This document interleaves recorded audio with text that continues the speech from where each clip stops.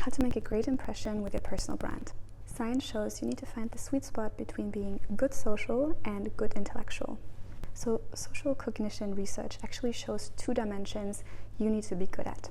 Good social, meaning you're being kind and humorous and warm.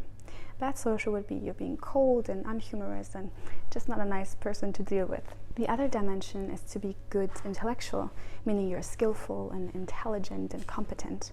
The opposite, bad intellectual, would be you have no skills, you're not intellectual, and you're not competent, or you're not very well prepared. So the sweet spot is really between being good social and good intellectual. To be good social, make sure that you smile all the time, you're kind to people, and you give them a warm welcome. And to be good intellectual, make sure that you're competent, you make people understand that you're worth their while, so you introduce yourself with your full name and you command the room.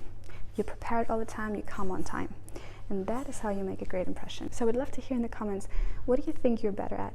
You're not more good social, or you're more good intellectual? Leave it down below.